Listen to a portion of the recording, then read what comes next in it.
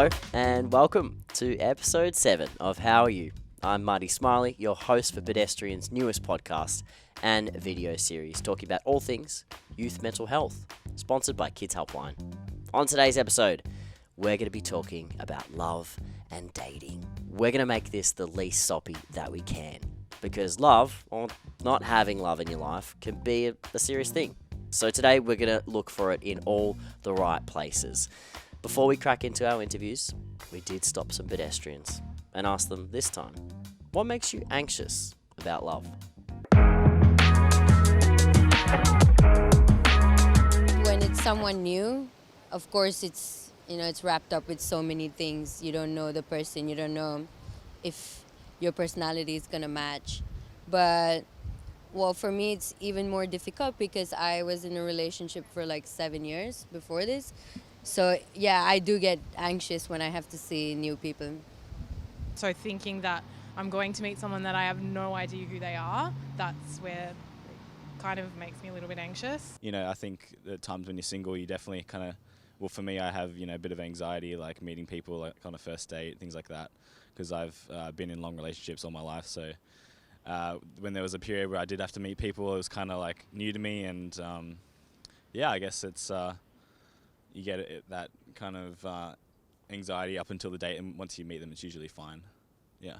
I guess a rejection factor, just like anyone, no one likes being rejected. So yeah, definitely can make you feel overwhelmed. And definitely in person. I've done the online thing before.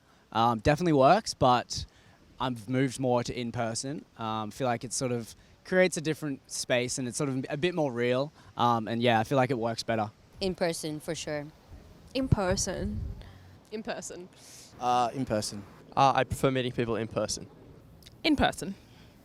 definitely in person. Yeah, I don't like the whole online game.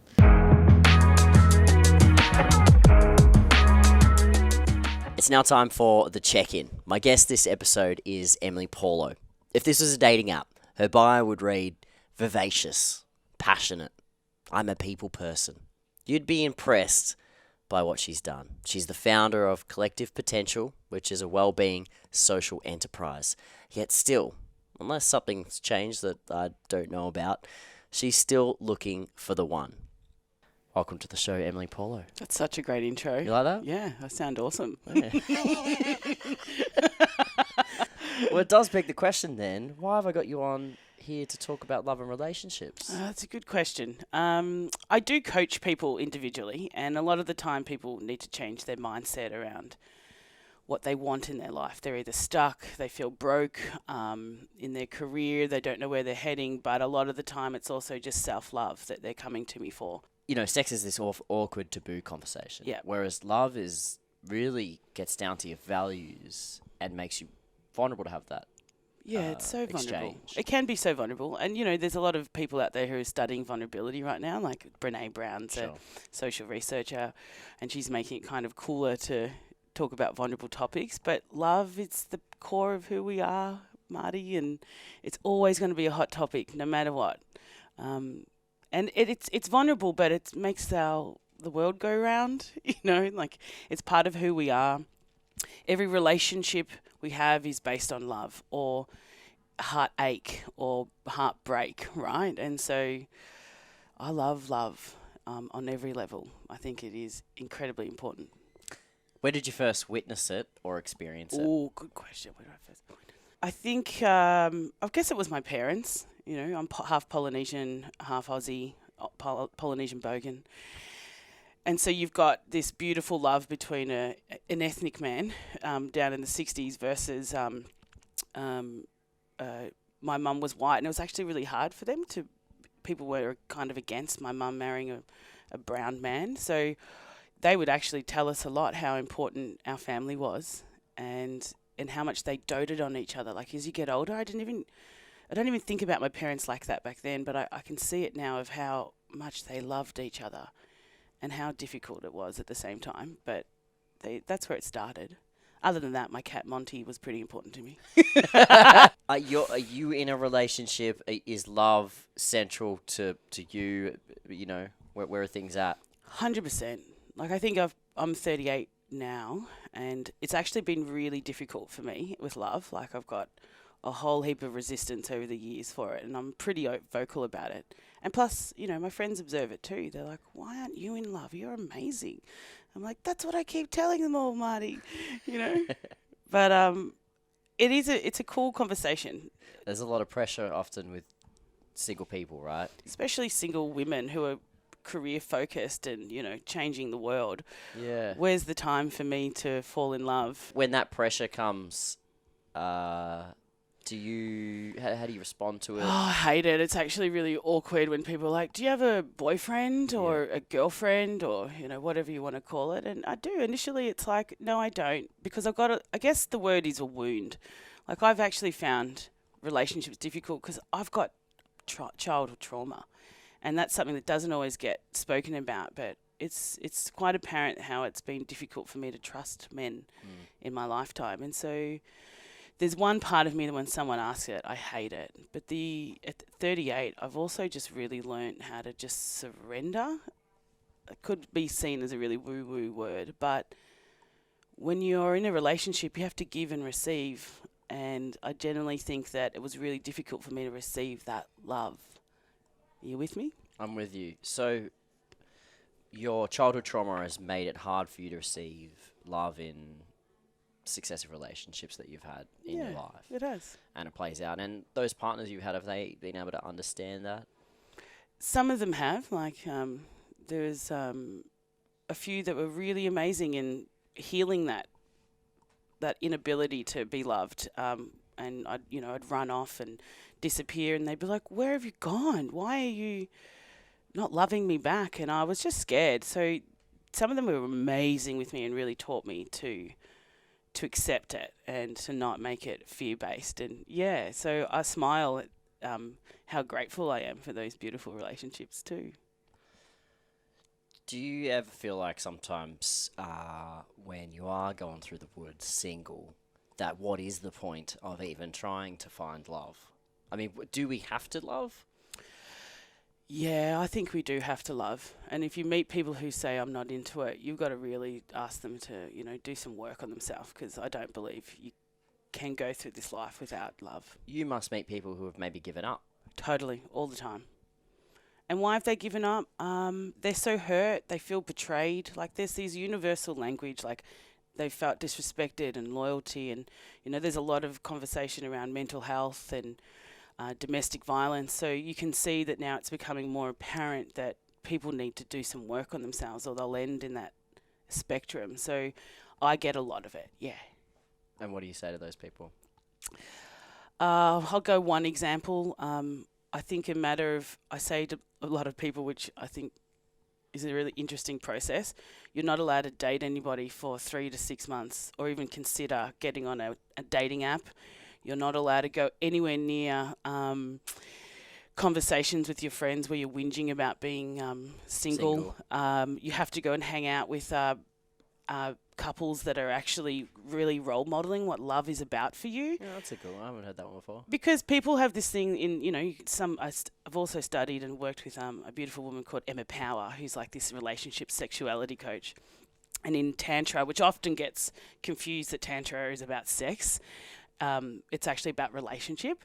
So she spoke a lot about that you have to have resonance, and you'll meet someone at a time in your life where they resonate with you, which is your values and the life you're living. So when I work with people who are desperately searching for love, that's within them. They can't. I say that's why I'm like, slow down, wait till you've got time to spend with yourself, get to know yourself, what you love, what you don't love, and it just creates an equilibrium of them seeing their life as perfect and grateful, and they appreciate it. And then they can go back out there. So when someone jumps straight into another relationship, there's probably a small percentage. I know people who jump straight from one love to another, and that's great because they really know their values. They really have a healthy sense of self, and so they meet someone straight away. Like, that's cool resonance.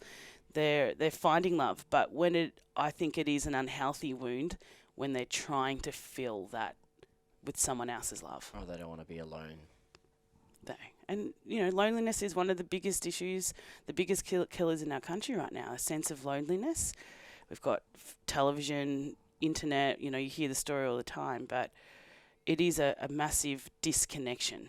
That's what loneliness is. And the person who is struggling, I think, with love has a disconnect to themselves, to their values, to their friends and families. So I hear what you're saying. I just think, we have apps now that can restore that sense of loneliness we have. We can just get on there, swipe a couple of times, boom, you're on a date. I mean, if anyone who's been on these dating apps, the scroll is the ultimate loneliness. Oh, dopamine hit. Oh, I've got it. Like, that's a massive Ding, part. ding, ding, You that's creating a bliss, like it's a love potion, dopamine. So, it's one thing to have your high levels of testosterone or estrogen is what's creating actually your sex drive. You need that. It creates babies. That's how we focus. But dopamine hits combined with the adrenaline of dating apps, mate, it's a recipe for disaster. It is. For some people. I mean, can you really, find meaningful relationships through these things? If anything, they seem like a major deterrent for anything long term. Like my best friend, I was at their wedding just last week, who met on a dating app, and they love each other. Like, to me, I got to be their MC for the wedding, and I was just like, this is amazing. Like, technology brought you together. So yes, it does work. Of course it does. But again, if it's for some people, it's unhealthy, and God knows I've been there. Do you believe in a What? soulmate? Yes. Or is it a fantasy we've been sold? I definitely believe it can be a fantasy that people live by, and because they're sort of sucked in. I do think what I've discovered is you can have a soulmate, but it doesn't mean that's the person you end up with. Sure. And I think that happens a lot. Does that make sense? You can have more than one. Yep.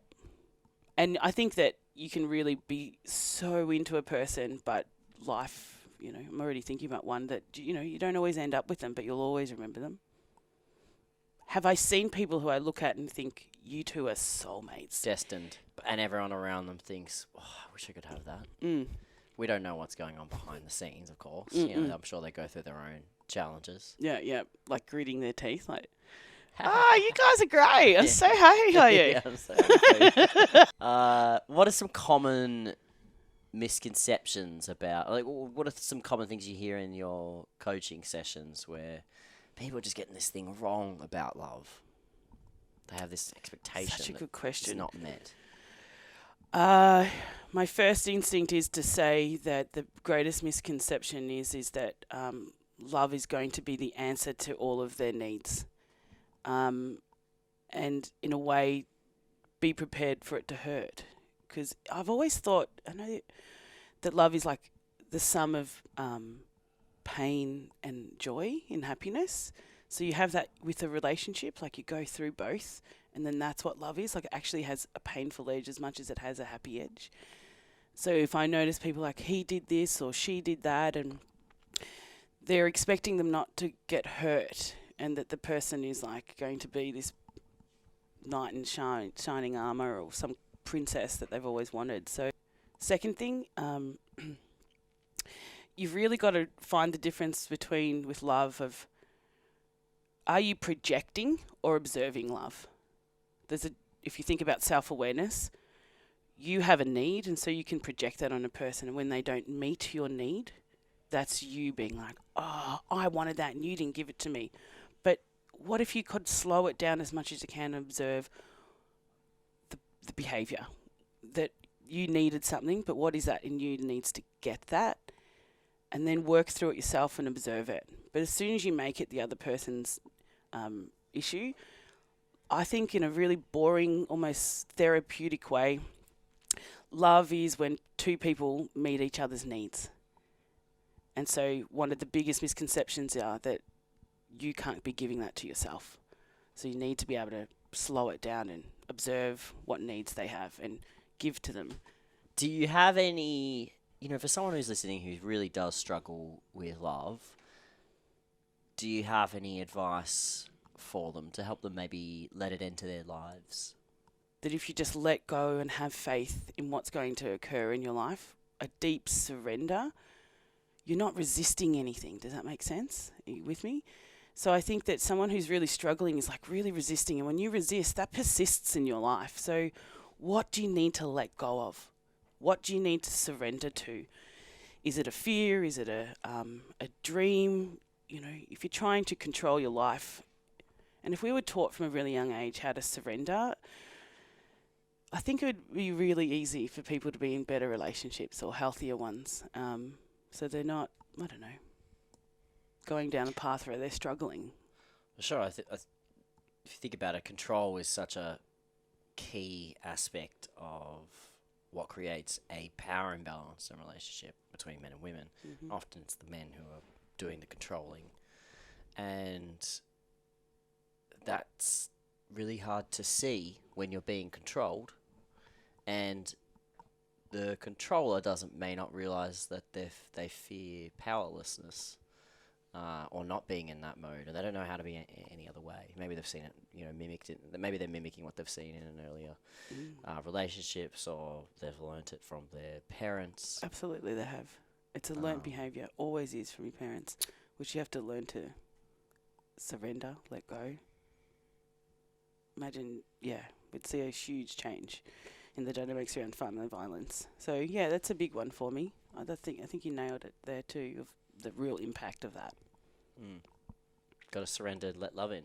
Yeah, you do. And it's so talk about people who love taking drugs. Like when you surrender, whether that be in beautiful connected sex, which I don't think even young people get to see it or learn or be educated on what surrendering is during a beautiful moment of sexual intimacy. Yeah, because the first times they see pornographic images and videos, it's often on the front page of Pornhub, which is most commonly aggressive sex. Yeah.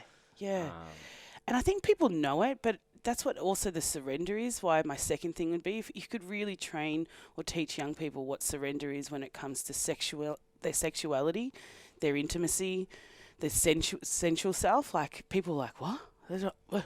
Don't slow touch me. That's weird. You're being a creep. But in fact, it's a really important part of who we are as humans to slow down. I'm caressing your arm, but you're attracted to me right now. I feel it. So I do think, those two things in surrender in yourself with life, and then being able to have a more sensual intimacy in relationships is important. Like that's depth of relationship. If someone's inspired by your voice, love seeing you today, is there somewhere they can get in touch with you? Yeah, of course. We have a social enterprise called Collective Potential. Yep. I mean personally. Oh, right. 0403.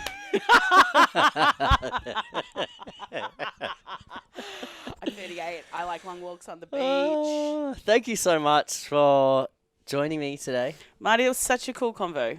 I really loved it.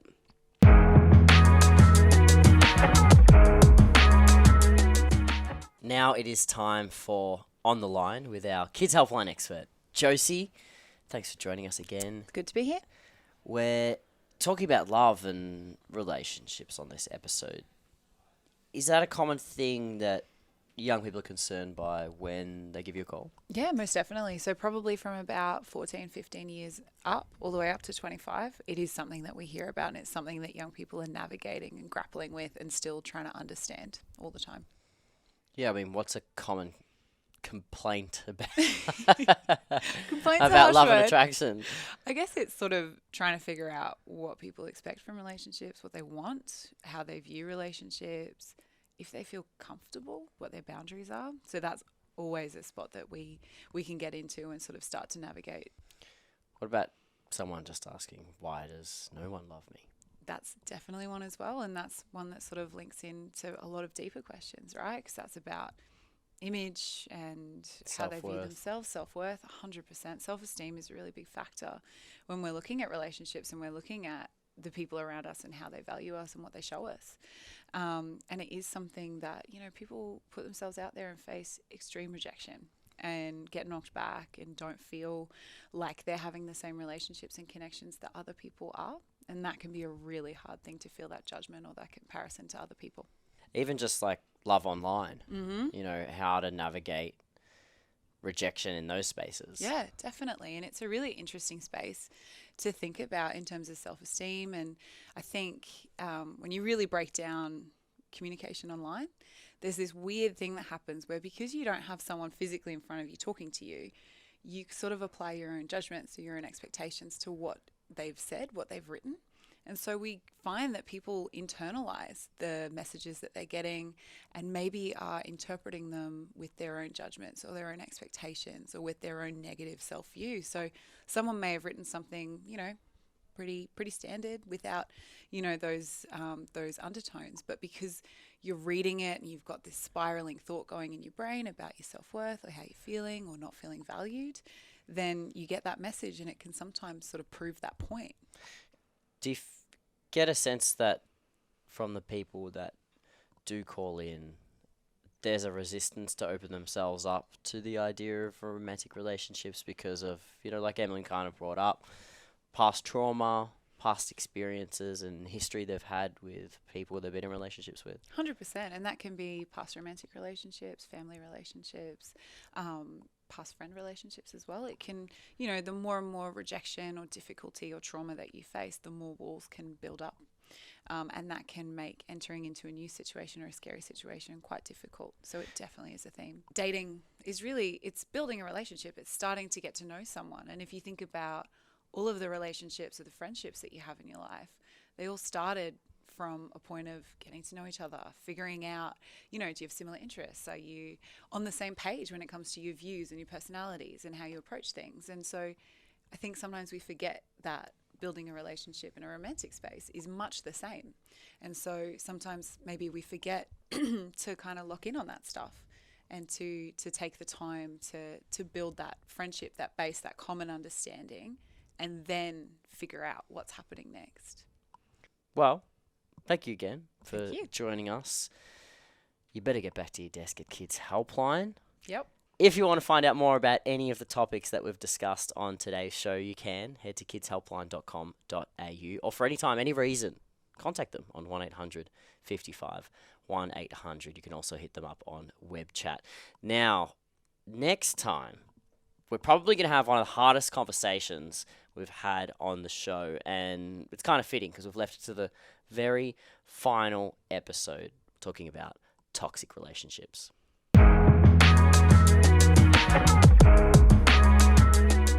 If you do want to hear about all the other podcasts that Pedestrian is doing, they have the Pedestrian Podcast Network. You can get it. You got to subscribe to it on iTunes, YouTube, and Spotify, or where all other podcasts, all the good ones, are found.